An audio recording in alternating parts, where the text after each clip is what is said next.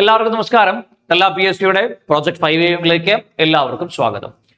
കുറച്ചുപേര് തമ്മിലൊക്കെ കണ്ടായിരിക്കുമല്ലേ കയറിയിട്ടുണ്ടാവുക. ഇയാളിനി PSC പഠിത്തമൊക്കെ നിർത്തിയിട്ട് ഇനി കൃഷി എടുക്കാൻ അല്ലെങ്കിൽ ഈ പറയുന്ന പോലെ തുമ്പ എടുത്ത് കളയ്ക്കാൻ പറയാൻ വേണ്ടിയിട്ടുള്ള വല്ല വീഡിയോ ആണോ എന്നൊക്കെ വിചാരിച്ചായിരിക്കും കുറച്ചുപേരെങ്കിലും കയറിയിട്ടുണ്ടാവുക. അല്ലെങ്കിൽ ചിലപ്പോൾ കൗതുകം കൊണ്ട് കയറിയിട്ടുള്ളവരോ പേടിക്കണ്ട, PSC പഠിത്തവും നിർത്തിയിട്ട് നിങ്ങളെ കൊണ്ടിട്ട് ഈ പറയുന്ന പോലെ കിളയ്ക്കാനൊന്നും പോകാൻ പറയാൻ വേണ്ടിയിട്ടല്ല. നമ്മുടെ SCERT ചില കാര്യങ്ങൾ പറയുന്നുണ്ട്, അതുമായിട്ട് ബന്ധപ്പെട്ടുകൊണ്ടുള്ള ചില കാര്യങ്ങൾ പറയാൻ വേണ്ടിയിട്ടാണ് ഈ വീഡിയോ. വേറെ പ്രത്യേകിച്ച് നിങ്ങളെ കൊണ്ട് കൃഷി എടുപ്പിക്കാനോ അങ്ങനത്തെ പരിപാടികളൊന്നുമില്ല. നിങ്ങളെ കൊണ്ട് ജോലി എടുപ്പിക്കാനേ ഉള്ളൂ, അത് ഗവൺമെന്റ് ജോലിയാണെന്നേ ഉള്ളൂ. അപ്പോൾ ധൈര്യമായിട്ടിരിക്കുക പിള്ളേരെ. നമുക്ക് നേരെ എന്ത് ചെയ്യാം, സ്ലൈഡിലേക്ക് പോവാം. എന്താണ് നമ്മൾ ഇതുകൊണ്ട് ഉദ്ദേശിക്കുന്നതെന്ന് ചോദിച്ചാൽ, നമ്മുടെ SCERT പാഠഭാഗത്തിൽ, അതായത് ഭക്ഷ്യ ഉൽപാദനം മുതൽ ഭക്ഷ്യ സുരക്ഷ വരെ എന്ന് പറയുന്ന പാഠഭാഗത്തിനകത്ത് ഈ പറയുന്ന ചില കൃഷി രീതികളെയൊക്കെ പറ്റി ഭയങ്കരമായിട്ട് പറയുന്നുണ്ട്. അപ്പൊ ആ കൃഷി രീതികൾ നമ്മളെ സംബന്ധിച്ചിടത്തോളം പുതിയതാണ്. ചില പുതിയ രീതികൾ അവലംബിച്ചിട്ടുണ്ട്. ആ പുതിയ രീതികളെ പറ്റിയും നമ്മൾ കൃത്യമായിട്ട് മനസ്സിലാക്കും. എന്താണ് ആ രീതി എന്നും എന്തൊക്കെയാണ് അതിന്റെ പ്രത്യേകതകളെന്നും സവിശേഷതകളെന്നും ഒക്കെ നമ്മൾ ഇന്നത്തെ ക്ലാസ്സിൽ എന്ത് ചെയ്യുന്നുണ്ട്, ചർച്ച ചെയ്യുന്നുണ്ട്. അപ്പൊ ഉറക്കം തൂങ്ങിയിരിക്കരുത്, പ്രോജക്ട് 5 ആണ്. അപ്പൊ എല്ലാവരും സെറ്റ് ആയിട്ടിരിക്കുക. ഏറ്റവും ആദ്യം നമ്മൾ ഡിസ്കസ് ചെയ്യാൻ പോകുന്നത് ഉപജീവന കൃഷിയെ പറ്റിയാണ്. അപ്പൊ ഏറ്റവും ആദ്യം നമ്മൾ ചർച്ച ചെയ്യാൻ പോകുന്നത് എന്തിനെ പറ്റിയാണ്? ഉപജീവന കൃഷിയെ പറ്റിയാണ്. ആ വാക്കിൽ തന്നെ അതിനുള്ള ആൻസറും കിടപ്പുണ്ട് അല്ലെ. ഉപജീവന കൃഷി എന്ന് പറഞ്ഞു കഴിഞ്ഞാൽ ഉപജീവനത്തിനാണ് അവിടെ നമ്മൾ കൃഷി ചെയ്യുന്നത്. അതായത് കർഷകർ തങ്ങളുടെ കുടുംബത്തിന്റെ ഉപജീവനത്തിന് ആവശ്യമായ ഉൽപ്പന്നങ്ങൾ മാത്രം ഉൽപ്പാദിപ്പിച്ച് ഉപയോഗിക്കുന്ന രീതിയാണ് ഏതെന്ന് പറയുന്നത്, ഈ ഉപജീവന കൃഷി എന്ന് പറയുന്നത്. അപ്പൊ അത് ക്ലിയർ ആയിട്ട് നോട്ട് ചെയ്തോളണേ. അപ്പൊ ഉപജീവന കൃഷി എന്താണ് എന്ന് ചോദിച്ചു കഴിഞ്ഞാൽ, കർഷകര് തങ്ങളുടെ കുടുംബത്തിന്റെ ഉപജീവനത്തിന് ആവശ്യമായ ഉൽപ്പന്നങ്ങൾ മാത്രം ഉൽപ്പാദിപ്പിച്ച് ഉപയോഗിക്കുന്ന രീതിയാണ് എന്നുള്ളത് കൃത്യമായിട്ട് നോട്ട് ചെയ്യുക. അതായത് ഇവിടെ എന്ത് നേടുക എന്നത് ഈ കൃഷി രീതിയുടെ പ്രാഥമിക ലക്ഷ്യമല്ല. ലാഭം നേടുക എന്നുള്ളത് ഈ കൃഷി രീതിയുടെ പ്രാഥമിക ലക്ഷ്യമേ അല്ല. അതായത് ഇവരുടെ മെയിൻ ലക്ഷ്യം എന്ന് പറയുന്നത് കുടുംബത്തിന്റെ ഉപജീവനത്തിന് ആവശ്യമായത് മാത്രമാണ്. ഭീമമായ ലാഭമൊന്നും ഇതിൽ നിന്നും അവരെന്ത് ചെയ്യുന്നില്ല, പ്രതീക്ഷിക്കുന്നില്ല. അത്തരം കൃഷി രീതിയാണ് നമ്മൾ എന്തെന്ന് വിശേഷിപ്പിക്കുക, ഉപജീവന കൃഷി എന്ന് വിശേഷിപ്പിക്കുക. അപ്പൊ പോയിന്റ് കിട്ടിയെന്ന് വിശ്വസിക്കുന്നു. അപ്പൊ SCERT പാഠഭാഗവുമായി ബന്ധപ്പെടുത്തി വളരെ പ്രധാനപ്പെട്ട ഒരു ചാപ്റ്ററിൽ നിന്നും എടുത്തിട്ടുള്ള വളരെ പ്രധാനപ്പെട്ട കുറെ കാര്യങ്ങളാണ് നമ്മൾ ഇന്നത്തെ ക്ലാസ്സിൽ എന്ത് ചെയ്യുന്നത്, ചർച്ച ചെയ്യുന്നത്. ഭക്ഷ്യോൽപാദനം മുതൽ ഭക്ഷ്യ സുരക്ഷ വരെ എന്നുള്ളതാണ് നമ്മുടെ പാഠഭാഗത്തിന്റെ പേര്. അതിൽ നിന്നും കിട്ടാവുന്ന മാക്സിമം പോയിന്റുകൾ ഇന്നത്തെ ക്ലാസ്സിൽ നമ്മൾ 5 മണി പ്രോജക്റ്റിന്റെ ഭാഗമായിട്ട് നിങ്ങളുമായിട്ട് പങ്കുവെക്കുകയാണ്. രണ്ടാമത്തെ പോയിന്റിലേക്ക് നമ്മൾ കടക്കുകയാണ്. സമ്മിശ്ര കൃഷി. എന്താണ് സമ്മിശ്ര കൃഷി? ആ വാക്കിനകത്ത് തന്നെ കിടപ്പുണ്ട് അല്ലെ. സമ്മിശ്ര എങ്കിൽ മിക്സർ ആണ് അല്ലെ, മിശ്രമാണ് എന്നുള്ളത് നമുക്ക് അതിനകത്ത് നിന്ന് കിട്ടും. അതായത് ഒരു നിശ്ചിത കൃഷിയിടത്തിൽ ഒരേ സമയം ഒന്നിലധികം വിളകൾ കൃഷി ചെയ്യുന്നതാണ് സമ്മിശ്ര കൃഷി. കുറച്ചു നേരം ഇപ്പൊ വീഡിയോ തുടങ്ങിയപ്പോൾ മുതലേ ചിലപ്പോൾ പറയുന്നുണ്ടാവും, ഇതൊക്കെ ഞങ്ങൾക്ക് അറിയാവുന്നതല്ലേ, കുറച്ച് അങ്ങോട്ടേക്ക് പോകുമ്പോഴത്തേക്ക് നിങ്ങൾക്ക് അറിയാത്ത പോയിന്റുകൾ വരും. തൽക്കാലം ഒന്ന് ക്ഷമിച്ചു കഴിഞ്ഞാൽ, പേഷ്യന്റ് ആയിട്ട് വെയിറ്റ് ചെയ്തിരുന്നാൽ നമുക്ക് അങ്ങോട്ടേക്ക് പോകുമ്പോൾ നല്ല നല്ല പോയിന്റുകൾ വീണ്ടും കിട്ടും. അപ്പൊ നോട്ട് ചെയ്യുക, ഒരു നിശ്ചിത കൃഷിയിടത്തിൽ ഒരേ സമയം ഒന്നിലധികം വിളകൾ കൃഷി ചെയ്യുന്ന രീതിയെയാണ് നമ്മൾ എന്തെന്ന് വിളിക്കുക, സമ്മിശ്ര കൃഷി എന്ന് വിളിക്കും. എന്ത് കൃഷി എന്ന് വിളിക്കൂടാ? സമ്മിശ്ര കൃഷി എന്ന് വിളിക്കും. ഇനി ഇതിന്റെ ഒരു പ്രത്യേകത കൂടെ ഒന്ന് പറഞ്ഞോട്ടെ. ഇതിനൊപ്പം കന്നുകാലി വളർത്തൽ, കോഴി വളർത്തൽ തുടങ്ങിയവയും സംയോജിപ്പിച്ച് ചെയ്യാവുന്നതാണ്. അപ്പൊ ഏത് കൃഷി രീതിയുമായാണ് അല്ലെങ്കിൽ ഏത് കൃഷി രീതിയിലാണ് കോഴി വളർത്തലും അതുപോലെ തന്നെ കന്നുകാലി വളർത്തലും സമന്വയിപ്പിച്ച് ചെയ്യാൻ കഴിയുന്നത് എന്ന് ചോദിച്ചാൽ അതിനുത്തരമായിട്ട് നമുക്ക് പറയാനായിട്ട് പറ്റണം, സമ്മിശ്ര കൃഷിയാണ് എന്ന് പറയാൻ പറ്റണം. എന്ത് കൃഷിയാണ് കുഞ്ഞുങ്ങളെ? സമ്മിശ്ര കൃഷിയാണ് എന്ന് പറയാൻ പറ്റണം. അപ്പോ ഇവിടെ ചില സവിശേഷതകൾ പറയുന്നുണ്ട്. ഈ പറയുന്ന കന്നുകാലികൾക്കുള്ള തീറ്റ കൃഷിയിൽ നിന്ന് ലഭിക്കുന്നു. കൃഷിക്ക് ആവശ്യമായ വളം കന്നുകാലികളിൽ നിന്ന് തിരിച്ചു ലഭിക്കുന്നു. ചെലവ് താരതമ്യേന കുറവായിരിക്കും. അത് ഇതിന്റെ ഒരു പ്രധാനപ്പെട്ട സവിശേഷതയാണ്.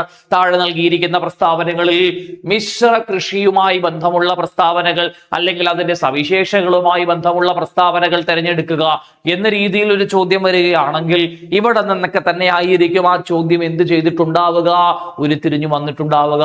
അപ്പൊ കൃത്യമായിട്ട് ഓർത്തിരിക്കുക, ഒരേ സമയം ഒന്നിലധികം വിളകൾ കൃഷി ചെയ്യുന്നു. ഒന്നാമത്തെ സവിശേഷത. 2, ഇതിനൊപ്പം തന്നെ നമ്മൾ കന്നുകാലി വളർത്തൽ, കോഴി വളർത്തൽ, മീൻ വളർത്തൽ തുടങ്ങിയവയും സംയോജിപ്പിച്ച് ചെയ്യാറുണ്ട്. ഇവരുടെ ചെലവ് താരതമ്യേന എങ്ങനെ ആയിരിക്കും? കുറവായിരിക്കും. അപ്പൊ 2 പഠിച്ചേടാ. 2 പഠിച്ചേ. ഒന്നാമത്തത് ഉപജീവന കൃഷി, രണ്ടാമത്തത് ഏത് കൃഷിയാണെന്നുള്ളത് നോട്ട് ചെയ്യണം. സമ്മിശ്ര കൃഷിയാണ് എന്നുള്ളത് നോട്ട് ചെയ്യണം. ഇനി മൂന്നാമത്തതിലേക്കാണ് നമ്മൾ പോകുന്നത്. മൂന്നാമത്തെ കൃഷി രീതിയിലേക്ക് പോവുകയാണ്. എന്താണ്? തോട്ടവിള കൃഷി. എന്താണ്? തോട്ടവിള കൃഷി. ഇവിടെ നമ്മൾ നോട്ട് ചെയ്യാൻ പോകുന്നത് പരമ്പരാഗത രീതിയിൽ നെല്ലും മറ്റു ഭക്ഷ്യവിളകളും മാത്രം കൃഷി ചെയ്തിരുന്ന കർഷകർ പോയിന്റ് വന്നു. ബ്രിട്ടീഷുകാരുടെ വരവോടുകൂടി വിശാലമായ പ്രദേശത്ത് വൻതോതിൽ തോട്ടവിളകളായ തേയില, കാപ്പി, ഗ്രാമ്പു, ഏലം, കുരുമുളക് തുടങ്ങിയവ കൃഷി ചെയ്യാൻ ആരംഭിച്ചു. അപ്പൊ അതൊരു ചോദ്യമാണ്. ബ്രിട്ടീഷുകാരുടെ വരവോടുകൂടി കർഷകർ ആരംഭിച്ച കൃഷി ഏതാണ്, കൃഷി രീതി ഏതാണ് എന്ന് ചോദിച്ചാൽ ഉത്തരത്തിൽ മാർക്ക് ചെയ്ത് വെച്ചേക്കണം. തോട്ടവിള കൃഷിയാണ്. കൃത്യമായിട്ട് പഠിക്കണം. മനസ്സിലായോ മക്കളെ? അതുപോലെ നോക്കോ, വ്യാവസായിക വിപ്ലവം അല്ലെങ്കിൽ വ്യവസായ വിപ്ലവത്തിന്റെ ഈറ്റില്ലമായിരുന്ന ബ്രിട്ടൻ ഉൾപ്പെടെയുള്ള യൂറോപ്യൻ രാജ്യങ്ങളിൽ ഉയർന്ന അളവിൽ കാർഷിക അസംസ്കൃത വസ്തുക്കൾ ആവശ്യമായിരുന്നു. അതുകൂടെ കൊണ്ടാണ് ഈ പറയുന്ന കൃഷി രീതിക്ക് എന്തുണ്ടായത്? പ്രാധാന്യമുണ്ടായത്. അത് ഇമ്പോർട്ടന്റ് ആണ് കേട്ടോ. അത് വളരെ വളരെ വളരെ ഇമ്പോർട്ടന്റ് ആയിട്ടുള്ള ഒരു പോയിന്റ് ആണ്. അപ്പോ ഇതും ടെക്സ്റ്റിനകത്തുള്ള ഒരു പോയിന്റ് ആണ്. SCERT പാഠഭാഗത്തിനകത്ത് വരുന്ന ഒരു വളരെ ഇമ്പോർട്ടന്റ് ആയിട്ടുള്ള ഒരു ഭാഗമാണ്. അപ്പൊ വ്യാവസായിക വിപ്ലവത്തിന്റെ ഭാഗമായിട്ട് ബ്രിട്ടീഷുകാരുടെ വരവോടുകൂടിയൊക്കെ ഈ പറയുന്ന ഏത് വിളക്കാണ് പ്രാധാന്യം കിട്ടിയത് എന്ന് ചോദിച്ചാൽ ഏത് വിളക്കാണ് പ്രാധാന്യം കിട്ടിയത്? തോട്ടവിളക്കാണ് എന്നുള്ളതും തോട്ടവിള ഏതൊക്കെയാണ് എന്നുള്ളതും ടെക്സ്റ്റിനകത്ത് അവർ കൃത്യമായിട്ട് പറയുന്നുണ്ട്. അടുത്ത കൃഷി രീതിയിലേക്ക് നമ്മൾ പോവുകയാണ്. വാണിജ്യ വിള കൃഷി. എന്ത് കൃഷിയാണ് കുഞ്ഞുങ്ങളെ? പറഞ്ഞു. വാണിജ്യ വിള കൃഷി. എന്താണ് വാണിജ്യ വിള കൃഷി എന്നുള്ളത് SCERTയിൽ ആദ്യത്തെ സെന്റൻസിൽ തന്നെ അവർ എന്ത് ചെയ്യുന്നുണ്ട്? നമുക്ക് പറഞ്ഞു തരുന്നുണ്ട്. എന്താണ്? കാർഷിക ഉൽപ്പന്നങ്ങൾ വാണിജ്യ അടിസ്ഥാനത്തിൽ, അതായത് വൻതോതിൽ ഉൽപ്പാദിപ്പിക്കുന്നതിനെയാണ് നമ്മൾ എന്തെന്ന് പറയുന്നത്? വാണിജ്യ കൃഷി എന്ന് പറയുന്നത്. അപ്പൊ വൻതോതിൽ, ലാർജ് ക്വാണ്ടിറ്റിയിൽ ഉൽപ്പാദിപ്പിക്കുന്നതിനെയാണ് നമ്മൾ എന്തെന്ന് വിശേഷിപ്പിക്കുന്നത്? വാണിജ്യ വിള കൃഷി എന്ന് വിശേഷിപ്പിക്കുന്നത്. വ്യാവസായിക ശാലകളിൽ ഉപയോഗിക്കുന്ന കാർഷിക അസംസ്കൃത വസ്തുക്കൾ പ്രദാനം ചെയ്യുന്നതിൽ വാണിജ്യ വിള കൃഷിയുടെ പങ്ക് വളരെ വലുതാണ്. അതൊരു ഇമ്പോർട്ടന്റ് പോയിന്റ് ആണ് കുഞ്ഞുങ്ങളെ, മാർക്ക് ചെയ്തോളണേ. അതായത് ഈ പറയുന്ന വ്യവസായശാലകളിൽ ഉപയോഗിക്കുന്ന കാർഷിക അസംസ്കൃത വസ്തുക്കൾ, റോ മെറ്റീരിയൽ നമ്മൾ പറയും. ആ പറയുന്ന അസംസ്കൃത വസ്തുക്കൾ പ്രദാനം ചെയ്യുന്നതിന്, പ്രൊവൈഡ് ചെയ്യുന്നതിന് ഈ പറയുന്ന വാണിജ്യ വിള കൃഷിയുടെ പങ്ക് എന്താണ്? വളരെ വലുതാണ്. ഇമ്പോർട്ടന്റ് ആയിട്ടുള്ള സ്റ്റേറ്റ്മെന്റും കൂടിയാണത്. അതൊരു സ്റ്റേറ്റ്മെന്റ് ആയിട്ട് പഠിച്ചു വെച്ചേക്കണം. ഇനി രണ്ടാമത്തത് ഉയർന്ന മൂലധന നിക്ഷേപം. രണ്ടാമത്തെ സവിശേഷത. 3, ആധുനിക സാങ്കേതിക വിദ്യയുടെ ഉപയോഗവും ആവശ്യമാണ്. അപ്പൊ ഉയർന്ന മൂലധന നിക്ഷേപം ആവശ്യമായിട്ടുള്ള, ഉയർന്ന സാങ്കേതിക വിദ്യ ആവശ്യമായിട്ടുള്ള കൃഷി രീതി ഏതാണ് എന്ന് ചോദിച്ചാൽ, അല്ലെങ്കിൽ കൃഷി ഏതാണ് എന്ന് ചോദിച്ചാൽ അത് വാണിജ്യ വിള കൃഷിയാണ് എന്ന് നമുക്ക് പറയേണ്ടി വരും. ആസ് പെർ ഏത് ടെക്സ്റ്റ് പ്രകാരം? SCERT ടെക്സ്റ്റ് പ്രകാരം. കൃത്യമായിട്ട് അത് ഓർത്തിരിക്കണേ, മറന്നു പോകരുത്. വളരെ വളരെ വളരെ ഇമ്പോർട്ടന്റ് ആണ്. ഓക്കെ ആണ്. എക്സാമ്പിളുകളായി നമുക്ക് റബ്ബർ പറയാം, കരിമ്പ് പറയാം, പരുത്തി പറയാം, ചണം പറയാം. ഇതെല്ലാം വാണിജ്യ വിളകളായാണ് നമ്മൾ പറയാറ്. ഓക്കെ ആണ്? ക്ലിയർ ആണ് ഇവിടെ? ഓക്കെ അല്ലേ? അപ്പൊ നമ്മൾ ഇപ്പൊ പഠിച്ചത് എല്ലാം കൂടെ നോക്കിയേ. ഇപ്പൊ നമ്മൾ ഏതൊക്കെ പഠിച്ചു? ഉപജീവന കൃഷി പഠിച്ചു എന്താണ് എന്നുള്ളത്. അതുപോലെ തന്നെ സമ്മിശ്ര കൃഷി എന്താണെന്നുള്ളത് പഠിച്ചു. തോട്ടവിള കൃഷി എന്താണ് എന്നുള്ളത് പഠിച്ചു. വാണിജ്യവിള കൃഷി എന്താണെന്നുള്ളത് പഠിച്ചു. ഇനി നമുക്ക് നേരെ പഠിക്കാനുള്ളത് ക്രോപ്പിംഗ് സിസ്റ്റത്തെ പറ്റിയാണ്. വിള സംവിധാനങ്ങൾ എന്തൊക്കെയെന്നുള്ളതിനെ പറ്റിയാണ് നമ്മൾ പരിശോധിക്കാനായിട്ട് പോകുന്നത്. ഒരു നിശ്ചിത കാലയളവിൽ ഒരു കൃഷിയിടത്തിൽ വിളകൾ കൃഷി ചെയ്യുന്ന ക്രമത്തെ നമ്മൾ എന്ത് സംവിധാനം എന്ന് വിളിക്കും? വിള സംവിധാനം അല്ലെങ്കിൽ ക്രോപ്പിംഗ് സിസ്റ്റം എന്നാണ് നമ്മൾ വിളിക്കുക. വിള സംവിധാനങ്ങളെ മൂന്നായി നമുക്ക് തരംതിരിക്കാം. എങ്ങനെയൊക്കെ? ഏകവിള കൃഷി, ബഹുവിള കൃഷി, റട്ടൂൺ കൃഷി. ഇതിൽ ഏറ്റവും പ്രധാനപ്പെട്ട ഒരു സാധനമാണ് റട്ടൂൺ കൃഷി എന്ന് പറയുന്നത്. നമ്മൾ അധികം കേട്ടിട്ടില്ലാത്ത ഒരു കൃഷി രീതിയാണ് എന്തെന്ന് പറയുന്നത്? റട്ടൂൺ കൃഷി എന്ന് പറയുന്നത്.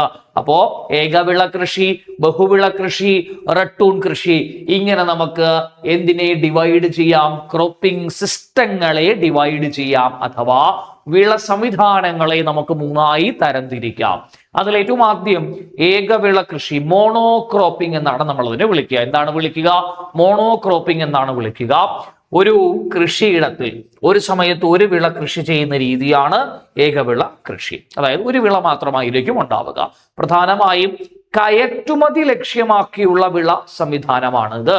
അപ്പോ ഈ തന്നിരിക്കുന്ന വിള സംവിധാനങ്ങളിൽ കയറ്റുമതി ലക്ഷ്യമാക്കിയുള്ള വിള സംവിധാനം ഏത് എന്ന് ചോദിച്ചാൽ ഏകവിള സംവിധാനം. അതൊരു ചോദ്യമല്ലേ?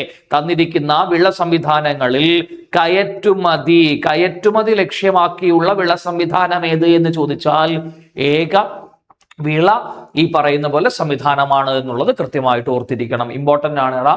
വളരെ വളരെ വളരെ വളരെ വളരെ ഇമ്പോർട്ടന്റ്. ഓക്കെ, ക്ലിയർ ആണോ? അടുത്തതിലേക്ക് പോകാം. ഓക്കെ, മൾട്ടിപ്പിൾ ക്രോപ്പിംഗ് അല്ലെങ്കിൽ ബഹുവിള കൃഷി, അതായത് മണ്ണിന്റെ സ്വാഭാവിക ഫലപുഷ്ടിതയെ ബാധിക്കാത്ത ഒരു കൃഷിയിടത്തിൽ രണ്ടിലധികമോ വിളകൾ കൃഷി ചെയ്യുന്ന വിള സംവിധാനത്തെയാണ് നമ്മൾ എന്തെന്ന് വിളിക്കുക? ബഹുവിള, അതായത് ബഹുവിള കൃഷി. Multiple cropping or poly cropping എന്ന് വിളിക്കും. എന്ത് ക്രോപ്പിംഗ് എന്ന് വിളിക്കൂടാ? പോളി ക്രോപ്പിംഗ് അല്ലെങ്കിൽ മൾട്ടിപ്പിൾ ക്രോപ്പിംഗ് എന്ന് വിളിക്കും.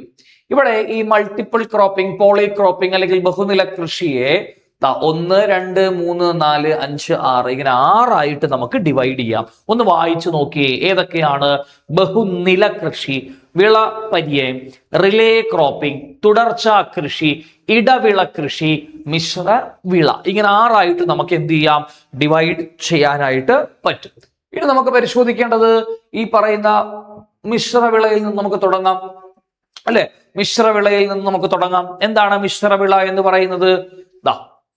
കൃഷിഭൂമിയിൽ ഒരേ സമയം 2 അതിലധികമോ വിളകൾ അകലം പാലിക്കാതെ കൃഷി ചെയ്യുന്ന രീതിയാണ്.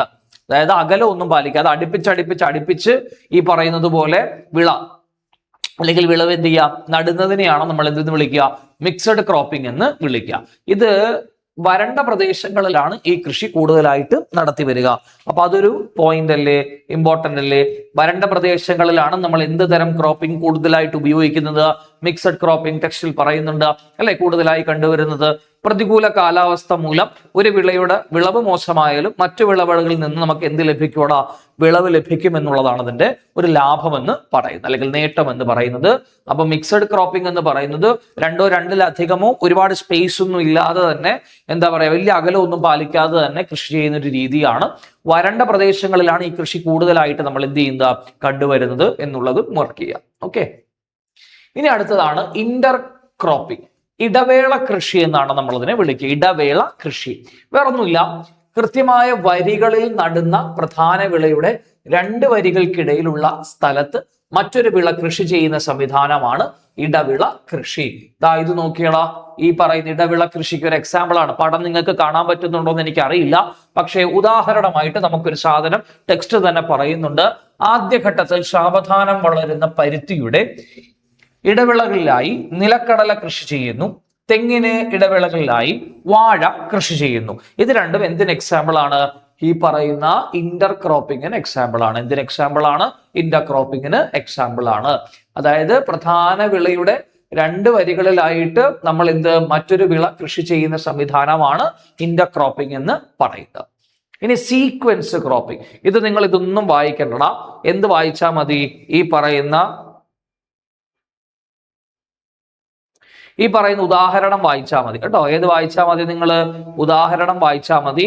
നെൽപ്പാടങ്ങളിൽ പ്രധാന വിളയായ നെല്ലിന് ശേഷം പയർ അല്ലെങ്കിൽ എള്ള് കൃഷി ചെയ്യുന്ന രീതിയാണ് എന്നുള്ളത് നോട്ട് ചെയ്യുക. സീക്വൻസ് കേട്ടോ.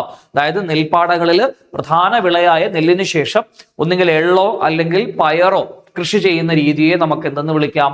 തുടർച്ചാ കൃഷി എന്ന് വിളിക്കാം. വിളവെടുപ്പിന് ശേഷം കൃഷിയിടത്തിൽ അവശേഷിക്കുന്ന ഈർപ്പം, പോഷകങ്ങൾ എന്നിവ ഉപയോഗപ്പെടുത്തുന്നതിന് വേണ്ടിയിട്ട് വലിയ മുന്നൊരുക്കങ്ങളൊന്നും ആവശ്യമില്ലാതെ മറ്റൊരു ഹ്രസ്വ കാലയളവിൽ കൃഷി ചെയ്യുന്നതിനെ തുടർച്ചാ കൃഷി എന്നാണ് നമ്മൾ വിളിക്കുക. സീക്വൻസ് ക്രോപ്പിംഗ്, ഇതെല്ലാം ചിലപ്പോൾ അവർ എക്സാമ്പിൾ ആയിട്ട് ചോദിച്ചിട്ടായിരിക്കും നമുക്ക് ഉത്തരം കണ്ടുപിടിക്കാനായിട്ട് പറയുക.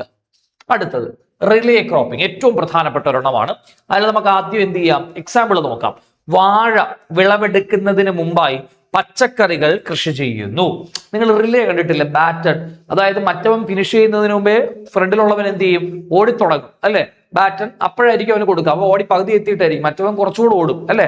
അതിനെയാണ് നമ്മൾ റിലേ എന്ന് പറയുന്നത്. അപ്പൊ റിലേ ക്രോപ്പിംഗ് എന്ന് പറഞ്ഞാൽ വേറൊന്നുമില്ല, ഒരു കൃഷിയിടത്തിൽ ആദ്യ കൃഷി വിളവെടുക്കുന്നതിന് മുമ്പായിട്ട് രണ്ടാമത്തെ വിള കൃഷി ചെയ്ത് തുടങ്ങുന്ന രീതിയാണ് റിലേ ക്രോപ്പിംഗ്. അതായത് മറ്റവൻ ബാറ്റൺ തരുന്നതിന് മുമ്പ് ഇവിടെ ഉള്ളവൻ എന്ത് ചെയ്യും, ഓടി തുടങ്ങും. നിങ്ങൾ ശ്രദ്ധിച്ചിട്ടുണ്ടാവും, റിലേ കണ്ടിട്ടുള്ളവർ ശ്രദ്ധിച്ചിട്ടുണ്ടാവും. അത്തരത്തിലുള്ള ഒരു ക്രോപ്പിംഗ് പാറ്റേൺ ആണ് എന്തെന്ന് പറയുന്നത്, റിലേ ക്രോപ്പിംഗ് എന്ന് പറയുന്നത്. ഇമ്പോർട്ടന്റ് ആണ് റിലേ ക്രോപ്പിംഗ്, വളരെ വളരെ വളരെ ഇമ്പോർട്ടന്റ്. ക്ലിയർ ആണോ? ഓക്കെ ആണ്, ശരി. അടുത്തതിലേക്ക് പോവാം. ഓക്കെ ആണ് എടാ. ഇനി ക്രോപ്പ് റൊട്ടേഷൻ. ഓക്കെ, വിള പരിക്രമണം. ഒരേ കൃഷിഭൂമിയിൽ ഓരോ വിളയ്ക്ക് ശേഷവും തുടർച്ചയായി വ്യത്യസ്ത സസ്യ കുടുംബത്തിൽപ്പെട്ട വിളകൾ കൃഷി ചെയ്യുന്നതിനാണ് നമ്മൾ ഈ പേര് വിളിക്കുന്നത്, വിള പരിക്രമണം എന്ന് പറയുന്നു. മണ്ണിന്റെ ഫലപുഷ്ടത വർദ്ധിപ്പിക്കുന്നു എന്നതാണ് ഇതിന്റെ പ്രധാന നേട്ടം. ഇത് ഇമ്പോർട്ടന്റ് ആണ്. താഴെ നൽകിയിരിക്കുന്നവയിൽ മണ്ണിന്റെ ഫലപുഷ്ടി എന്താ പറയാ മെച്ചപ്പെടുത്തുന്ന രീതി ഏത് എന്ന് ചോദിച്ചാൽ ക്രോപ്പ് റൊട്ടേഷൻ ആണ്. ഇത് നിങ്ങൾ പഠിച്ചിട്ടുണ്ടാവും, ക്രോപ്പ് റൊട്ടേഷൻ. അത് ഇമ്പോർട്ടന്റ് ആണ്. ഓക്കെ ആണ്. മണ്ണിന്റെ ഉൽപാദന ശേഷി വർദ്ധിപ്പിക്കുന്നതിലും കളകൾ, കീടങ്ങൾ എന്നിവ നിയന്ത്രിക്കുന്നതിനും അനുയോജ്യമായ രീതിയാണ്.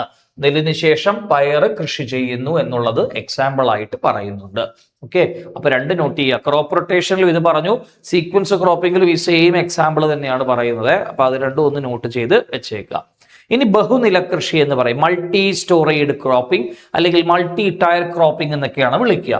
വ്യത്യസ്ത ഉയരത്തിൽ വളരുന്നതും വ്യത്യസ്ത ആഴത്തിൽ വേരോടുന്നതും. അപ്പൊ വ്യത്യസ്ത ഉയരവും വ്യത്യസ്ത ആഴത്തിൽ വേരോടുന്നതിനും ആവശ്യമായ സൂര്യപ്രകാശത്തിന്റെ അളവ് വ്യത്യസ്തമായിരിക്കുന്നതുമാണ്. അതായത് വ്യത്യസ്തമായിരിക്കുന്നതുമായ സൂര്യപ്രകാശം ഡിഫറൻ്റ് ആയിരിക്കും, അവരുടെ ഹൈറ്റ് ഡിഫറൻ്റ് ആയിരിക്കും, അവരുടെ വേരിറങ്ങുന്നതും ഡിഫറൻ്റ് ആയിരിക്കും.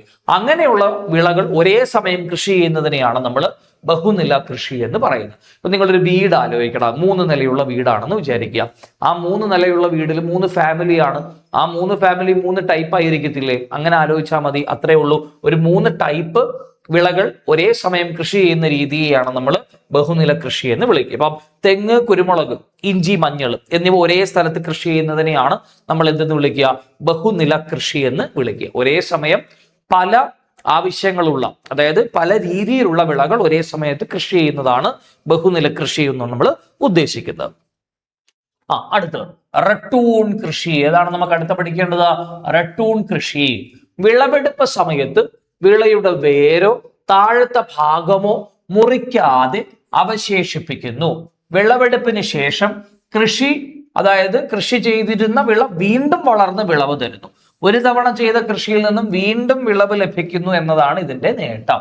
അപ്പൊ റട്ടൂൺ കൃഷിക്ക് എക്സാമ്പിൾ എന്താണ് എന്ന് ചോദിച്ചാൽ ഇത് ആ പടം കാണിച്ചു തന്നിട്ടുണ്ടല്ലോടാ. നമ്മൾ കരിമ്പ് കണ്ടിട്ടില്ലേ, മുകളിൽ നിന്ന് ഇങ്ങനെ എന്ത് ചെയ്യും, ചെത്തി മാറ്റി വെക്കും. ശ്രദ്ധിച്ചിട്ടുണ്ടോ നിങ്ങൾ? കരിമ്പ് ശ്രദ്ധിച്ചിട്ടുണ്ടോ? ഇങ്ങനെ മുകളിൽ നിന്ന് എന്ത് ചെയ്യും, ചെത്തി മാറ്റി വെക്കുക. മുകളിലത്തെ ഭാഗം പിന്നെ ഉണ്ടാവും. പണ്ട് നട്ടുവെച്ച സാധനമാണ്, അത് തന്നെയായിരിക്കും പിന്നെ എന്ത് ചെയ്യുക, കിളിർത്ത് വരിക. അപ്പൊ അതാണ് ഈ റട്ടൂൺ കൃഷി എന്ന് പറയുന്നത്.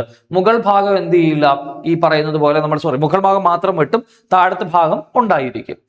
വിളവ് കുറയാനും രോഗകീടബാധകൾ കൂടാനും സാധ്യതയുണ്ടെന്നുള്ളതാണ് ഈ സംവിധാനത്തിന്റെ ഒരു പോരായ്മയായിട്ട് നമ്മൾ പറയുക. അപ്പോൾ റട്ടൂൺ കൃഷി ഇമ്പോർട്ടന്റ് ആണ് കേട്ടോ. റട്ടൂൺ കൃഷി നമ്മൾ അധികം കേട്ടിട്ടൊന്നുമില്ല. കരിമ്പാണ് അതിന് എക്സാമ്പിൾ ആയിട്ട് നമുക്ക് പറയാനായിട്ട് പറ്റുക. കരിമ്പിന്റെ കൃഷിയാണ് നമുക്ക് അതിന് എക്സാമ്പിൾ ആയിട്ട് പറയാം. അതായത് വിളവെടുപ്പ് സമയത്ത് വിളയുടെ വേരോ അല്ലെങ്കിൽ താഴത്തെ ഭാഗമോ നമ്മൾ എന്ത് ചെയ്യില്ല, മുറിക്കില്ല, അതുപോലെ തന്നെ വെക്കും. എന്നിട്ട് അതിൽ നിന്നായിരിക്കും പിന്നെ അടുത്തത് എന്ത് ചെയ്യാൻ പറ്റുക, നമുക്ക് വിളവെടുക്കാനായിട്ട് പറ്റുക. വീണ്ടും വളർന്നിട്ട് വിളവെടുക്കാനായിട്ട് നമുക്ക് പറ്റും. അതാണ് റട്ടൂൺ കൃഷി. അടുത്തത് മഴമറ കൃഷി, റെയിൻ ഷെൽട്ടർ ഫാമിംഗ് എന്ന് പറയും. അത് വേറൊന്നുമില്ല, പോളിത്തീൻ ഷീറ്റുകൾ കൊണ്ട് മൂടിയ മേൽക്കൂര ഉപയോഗിക്കും. ഇവിടെ ഈ പടത്തിൽ കാണുന്നത് പോലെയാണ്, പോളിത്തീൻ ഷീറ്റുകൾ ഉപയോഗിക്കും. അങ്ങനെ ഉപയോഗിച്ചാണ് നമ്മൾ എന്ത് ചെയ്യാം, ഈ പറയുന്ന കൃഷിക്ക് ആവശ്യമായ സൂര്യപ്രകാശം അതുപോലെ അമിതമായ മഴയിൽ നിന്നും വിളകളെ സംരക്ഷിക്കുക, അത്തരം കാര്യങ്ങളൊക്കെയാണ്. അല്ലെങ്കിൽ പ്രതികൂല കാലാവസ്ഥയിലും വർഷം മുഴുവൻ ഉയർന്ന ഉൽപാദനം സാധ്യമാക്കുന്നതിന് മഴമറ കൃഷി അനുയോജ്യമാണ്. അത്രേ ഉള്ളൂ. അതായത് എന്താ പറയാ, കാലാവസ്ഥാ വ്യതിയാനങ്ങളെയൊക്കെ ചെറുത്ത് നിൽക്കുന്നതിന്റെ ഭാഗമായിട്ടാണ് ഈ റെയിൻ ഷെൽട്ടർ ഫാമിംഗ് അവർ കൊണ്ടുവന്നിരിക്കുന്നത്. ഇത് ഇമ്പോർട്ടന്റ് ആണ്. പോളി ഹൗസ് ഫാമിംഗ് കിടിലം പോയിന്റ് ആണ്. ചൂട്, മഴ, തണുപ്പ്, വെയിൽ എന്നിവയിൽ നിന്ന് ചെടിയെ സംരക്ഷിച്ച് വളർച്ചയ്ക്ക് അനുയോജ്യമായ ഒരു അന്തരീക്ഷം സൃഷ്ടിക്കുക. ആർട്ടിഫിഷ്യൽ ആയിട്ട് ചെടിക്ക് വളരാൻ വേണ്ടിയിട്ടുള്ളൊരു അന്തരീക്ഷം സൃഷ്ടിക്കുന്നതിനെയാണ് നമ്മൾ പോളി ഹൗസ് ഫാമിംഗ് എന്ന് വിളിക്കുന്നത്. അത് തന്നെയാണ് ഇവിടെ പറയുന്നത്. അനുയോജ്യമായ അന്തരീക്ഷം കൃത്രിമമായി സൃഷ്ടിക്കുന്ന രീതിയാണ് പോളി ഹൗസ് ഫാമിംഗ് അല്ലെങ്കിൽ ഗ്രീൻ ഹൗസ് ഫാമിംഗ് എന്ന് വിളിക്കും. ഓക്കെ, അപ്പൊ അത് ഇമ്പോർട്ടന്റ് ആണ്. വളരെ വളരെ ഇമ്പോർട്ടന്റ് ആണ്. വളരെ വളരെ വളരെ ഇമ്പോർട്ടന്റ് ആയിട്ടുള്ള പോയിന്റ് ആണ്. ഓക്കെ, അടുത്തത് പ്രെസിഷൻ ഫാമിംഗ് എന്ന് നമ്മൾ പറയും. കൃത്യതാ കൃഷി എന്നാണ് അതിന്റെ മലയാളം കേട്ടോ. കൃത്യതാ കൃഷി എന്നുള്ളതാണ് മലയാളം. ഇത് നമ്മൾ ഈ ഡ്രോൺ ഒക്കെ ഉപയോഗിച്ച്, അതായത് ഇപ്പൊ മണ്ണിന്റെ ഈർപ്പമൊക്കെ പ്രിസിഷൻ, അതായത് കൃത്യമായിട്ട് മനസ്സിലാക്കി എത്ര വെള്ളമാണ് വേണ്ടത്, അങ്ങനത്തെ കാര്യങ്ങളിൽ ഇപ്പൊ ഒരു മണ്ണ് നമുക്ക് പരിശോധിച്ചിട്ട് ഇവിടെ എന്താണ് നമുക്ക് വിളവെടുക്കാൻ പറ്റുന്നത്, അങ്ങനത്തെ കാര്യങ്ങൾ അപ്പൊ തീരുമാനങ്ങളൊക്കെ കൃത്യമായിരിക്കും. ആ ഒരു ടൈപ്പ് ഫാമിങ്ങിനെയാണ് നമ്മൾ എന്തെന്ന് വിളിക്കുക, പ്രിസിഷൻ ഫാമിംഗ് എന്ന് വിളിക്കുക. ഓക്കെ, അത് അത്രയും പഠിച്ചാൽ മതി. പക്ഷെ ഇതൊന്ന് നോട്ട് ചെയ്യണം. ഫെർട്ടിഗേഷൻ എന്താണ്? ഈ ഫെർട്ടിഗേഷൻ എന്ന് പറയുന്നത് ജലത്തിൽ ലയിക്കുന്ന വളങ്ങൾ ജലസേചനത്തിലൂടെ നൽകുന്ന രീതിയാണ് വളസേചനം അല്ലെങ്കിൽ ഫെർട്ടിഗേഷൻ. വളരെ ഇമ്പോർട്ടന്റ് ആണ് കേട്ടോ. ഫെർട്ടിഗേഷൻ എന്താണെന്നുള്ളത് കൃത്യമായിട്ട് ഓർത്തിരിക്കണം. ജലത്തിൽ ലയിക്കുന്ന വളങ്ങൾ ജലസേചനത്തിലൂടെ നൽകുന്ന രീതിയാണ് വളസേചനം എന്ന് നമ്മൾ വിളിക്കുക. അപ്പൊ അത് ഇമ്പോർട്ടന്റ് ആണ്, പഠിച്ചു വെച്ചേക്കണം. എന്താണ് വളസേചനം? ഇതിനകത്ത് പറയുന്നുണ്ട് കേട്ടോ. അതായത് ഇവരുടെ എന്താ പറയുക ഗുണങ്ങളായിട്ടൊക്കെ പറയുന്ന ഒരു രീതിയാണ് അതാ വളസേചനം എന്നുള്ള രീതിയിൽ അവർ പറയുന്നുണ്ട്. അപ്പൊ അതുകൊണ്ടാണ് ഫെർട്ടിഗേഷനും കൂടെ ഇതിന്റെ ഭാഗമായിട്ട് അവർ പറയുന്നു. ഒന്ന് നോട്ട് ചെയ്തേക്കണേ. ഓക്കെ, ഇത് രണ്ടും എളുപ്പം. ഡിജിറ്റൽ കൃഷി എന്ന് പറയുന്ന എളുപ്പം. അഗ്രി ബോട്ട് എന്നൊക്കെ പറഞ്ഞ റോബോട്ടൊക്കെ ഉപയോഗിച്ച് റോബോട്ടിക്സിന്റെ ഒക്കെ സാധ്യതകൾ ഉപയോഗപ്പെടുത്തിയാണ് ഈ പറയുന്ന ഒരു കൃഷി രീതി അവർ അവലംബിച്ചിരിക്കുന്നത്. അത് ജസ്റ്റ് ഒന്ന് നോട്ട് ചെയ്താൽ മതി. ലംബ കൃഷി, വെർട്ടിക്കൽ ഫാമിങ്ങിന് എക്സാമ്പിളുകൾ എന്തൊക്കെയാണെന്ന് ചോദിച്ചാൽ നിങ്ങൾ ഹൈഡ്രോപോണിക്സ് കേട്ടിട്ടുണ്ടാവാം, എയറോപോണിക്സ് കേട്ടിട്ടുണ്ടാവാം, അക്വപോണിക്സ് കേട്ടിട്ടുണ്ടാവും. ഇത്തരം സംവിധാനങ്ങളൊക്കെയാണ് ഈ പറയുന്ന വെർട്ടിക്കൽ ഫാമിംഗ് ആയിട്ട് നമ്മൾ എക്സാമ്പിൾ ആയിട്ട് പറയുന്നത്. കുറഞ്ഞ ജലത്തിന്റെ, കുറവ് ജലം മതിയാവും ഇത്തരം സാധനങ്ങൾക്കെല്ലാം. അപ്പൊ കുറവ് ജലം ആവശ്യമായിട്ട് വരുന്ന രീതിയിലുള്ള ഫാമിങ്ങിനെയാണ് വെർട്ടിക്കൽ ഫാമിംഗ് എന്ന് പറയുക. നഗരവൽക്കരണത്തിന്റെയും കൃഷിഭൂമിയുടെ കുറവിന്റെയും ഫലമായ നഗരങ്ങളിൽ ഭക്ഷ്യോൽപാദനത്തിനുള്ള പ്രായോഗിക മാർഗമായി ലംബ കൃഷിയെ നമ്മൾ എന്ത് ചെയ്യാറുണ്ട്, ഉപയോഗപ്പെടുത്താറുണ്ട്. ലാൻഡ് കുറവാണ്, ഇറിഗേഷൻ ഒക്കെ കുറവാകുന്ന സാഹചര്യത്തിൽ ഈ പറയുന്ന ഫാമിംഗ് നമ്മൾ എന്ത് ചെയ്യാറുണ്ട്, യൂട്ടിലൈസ് ചെയ്യാറുണ്ട്. ഇനി അടുത്ത് നോക്കാം, കാലാവസ്ഥ സ്മാർട്ട് അഗ്രികൾച്ചർ, അതായത് CSA എന്നാണ് അതിനെ നമ്മൾ വിളിക്കുക. ക്ലൈമറ്റ് സ്മാർട്ട് അഗ്രികൾച്ചർ കേട്ടോ. ക്ലൈമറ്റ് സ്മാർട്ട് അഗ്രികൾച്ചർ കാലാവസ്ഥാ വ്യതിയാനത്തെ നേരിടാൻ കർഷകരെ സഹായിക്കുന്നതിനുള്ള ഒരു സമീപനമാണ് എന്നുള്ളത് മാർക്ക് ചെയ്യണം. ഉൽപാദനക്ഷമതയും വരുമാനവും വർദ്ധിപ്പിക്കുക, കാലാവസ്ഥാ വ്യതിയാനവുമായി പൊരുത്തപ്പെടുക, ഹരിതഗൃഹ വാതക ഉദ്വമനം അതായത് ഗ്രീൻ ഹൗസ് എമിഷൻ എന്നാണ് അതിനെ പറയുക, കുറയ്ക്കുക എന്നിവയാണ് പ്രധാന ലക്ഷ്യങ്ങൾ. ഇത് വായിച്ചാൽ മതിയാവും കേട്ടോ. ഇത് ഫുൾ ഫോം പഠിക്കണം. പക്ഷെ ഫുൾ ഫോം ഒന്ന് അറിഞ്ഞിരിക്കുന്നത് നല്ലതാണ്. ഏത് മേഖലയുമായി ബന്ധമുള്ളതാണ് അല്ലെങ്കിൽ എന്തൊക്കെയാണ് അതിന്റെ പ്രധാനപ്പെട്ട ലക്ഷ്യങ്ങൾ എന്നുള്ള രീതിയിൽ അതൊന്ന് അറിഞ്ഞിരിക്കുന്നത് നല്ലതാണ്. ഓക്കെയാണ്. ഇനി ഗാന്ധിജി പറഞ്ഞൊരു വാചകം പറഞ്ഞുകൊണ്ട് നമുക്ക് ഈ ക്ലാസ് അവസാനിപ്പിക്കാം. കൈത്തറി വ്യവസായത്തെ പറ്റി അദ്ദേഹം പറഞ്ഞാണ്, ടെക്സ്റ്റിൽ ഉണ്ടായിരുന്നതാണ്. ഏത് ദേശീയ വിദ്യാഭ്യാസ സമ്പ്രദായത്തിന്റെയും ആവശ്യ ഘടകമായി നൂലും നെയ്ത്തും ഞാൻ കണക്കാക്കുന്നു. ഇത് പറഞ്ഞത് ആരാണ്? മഹാത്മാഗാന്ധിയാണ്. ആ വാചകം പറഞ്ഞുകൊണ്ടാണ് നമ്മൾ ക്ലാസ് എന്ത് ചെയ്യുന്നത്, അവസാനിപ്പിക്കുന്നത്. അപ്പോ കൃഷിയിടത്തിലേക്ക് ജസ്റ്റ് ഒരു എന്താ പറയാ ഒന്ന് നമ്മുടെ ടെക്സ്റ്റിനകത്ത് കൃഷിയെ പറ്റിയൊക്കെ കുറച്ച് കാര്യങ്ങൾ പറയുന്നുണ്ട്. അപ്പോൾ ആ പറയുന്ന ഭാഗമാണ് ഇപ്പൊ നമ്മൾ എന്ത് ചെയ്തിരിക്കുന്നത്, എടുത്തിരിക്കുന്നത്. അതിനാണ് കർഷകന്റെ ഒക്കെ പടം വെച്ചിട്ടുണ്ടായിരുന്നത്. അതായത് കൃഷിയിടങ്ങളിലേക്ക് പോയാലല്ലേ ഈ പറയുന്ന സാധനങ്ങളൊക്കെ നമുക്ക് അറിയാനായിട്ട് പറ്റുള്ളൂ. കുറച്ചു നേരത്തേക്ക് രാവിലെ എണീറ്റപ്പോ പച്ചപ്പും ഹരിതാപയും മാത്രമല്ലേ നിങ്ങളുടെ ചെവിയിൽ ഉണ്ടായിരുന്നുള്ളൂ അല്ലേ? നമ്മൾ യൂഷ്വലി പറയുന്ന കടുകട്ടി വാക്കുകളൊന്നും ഇല്ല. കൃഷിയുമായിട്ട് ബന്ധമുള്ള ഒരു വിള, രണ്ട് വിള, ഇടയിലുള്ള വിള, ഇടയിലില്ലാത്ത വിള, അങ്ങനെ കുറെ പേരുകൾ അങ്ങോട്ടും ഇങ്ങോട്ടും മാറ്റി പഠിച്ച് കുറച്ച് സാധനങ്ങൾ നമ്മൾ എന്ത് ചെയ്തിട്ടുണ്ടെന്നേ ഉള്ളൂ, പഠിച്ചിട്ടുണ്ടെന്നേ ഉള്ളൂ. ഇനി ടെക്സ്റ്റിനകത്ത് കതിരിനെ പറ്റിയൊക്കെ പറഞ്ഞിട്ടുണ്ട്. അതൊന്ന് നമുക്ക് അടുത്ത ക്ലാസ്സുകളിലൊക്കെ ആയിട്ട് നമുക്ക് അതിനെ പറ്റിയിട്ട് ഡിസ്കസ് ചെയ്യാം. ഓക്കെ ആണ്? ക്ലിയർ ആണോടാ? അപ്പോൾ നമുക്കിനി മറ്റൊരു പ്രോജക്റ്റ് 5am കാണാം. അപ്പൊ എല്ലാവർക്കും നല്ലൊരു ദിവസമായിരിക്കട്ടെ. എല്ലാവർക്കും നന്നായിട്ട് പഠിക്കാൻ കഴിയട്ടെ, ജോലിയൊക്കെ പെട്ടെന്ന് ലഭിക്കട്ടെ.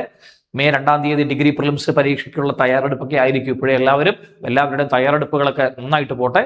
അപ്പൊ എല്ലാവർക്കും നല്ലൊരു ദിവസമായിരിക്കട്ടെ. നന്ദി, നമസ്കാരം.